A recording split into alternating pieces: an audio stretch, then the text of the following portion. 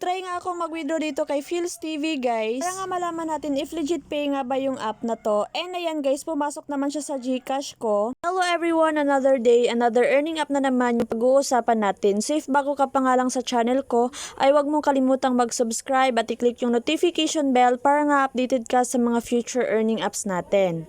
So for today's video nga guys, ang pag-uusapan nating earning app is itong Feels TV. So kaka-release lang ito guys last August 12, 2026. So bagong-bago pa nga lang to. So paano nga ba tayo kikita kay Feels TV? So si Feels TV guys is pareha lang kay Milulu at saka kay Free Reels. So kikita tayo dito through watching short movies. So bago yan guys, click muna natin tong rewards. So dito sa rewards guys is may makukuha tayong coins dito kapag nga nag-sign in tayo. And meron din silang pa-daily task dito na pwede natin gawin para nga makakuha tayo ng coins.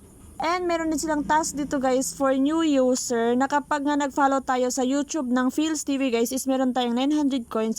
And kapag naman sa Facebook guys is meron din tayong makukuhang 900 coins. So dito kay Feels TV guys is need lang natin manood ng short movies para nga kumita tayo. So for example ito, tingnan natin to.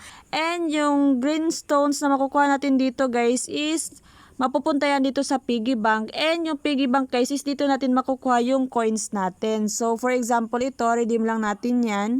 So redeem.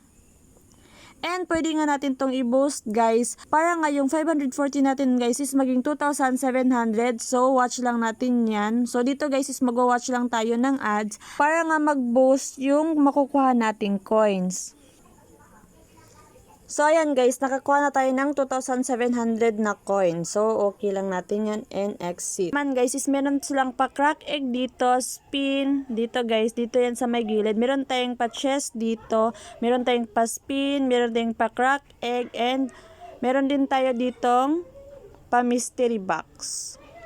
So dito nga guys is kapag nga nag-watch ad tayo is maaari tayong makakuha dito ng mga coins. And up to 1,600,000 nga yung pwede nating makuhang coins dito. So try nga tayong mag-withdraw dito ngayon guys para nga malaman if legit pay nga ba yung app na to. So ayan, lagay lang natin yung info natin and click natin tong okay. So ayan guys, withdrawal success na siya. Hintayin lang natin pumasok sa GCash ko. So you can see guys, pumasok na siya sa GCash ko. So 10 PM ko siyang withdraw guys and pumasok siya sa GCash ko kaninang 10 AM. So ayan guys, legit and paying talaga tong app na to. So if mahilig ka kayong manood ng mga short dramas guys, try nyo na to si Feels TV. At least kumikita ka habang nanonood ng short dramas. So if gusto nyo nang itry ito, mag-install na rin kayo habang kaka-release lang nito. So yun lang naman guys, sana makatulong. Bye!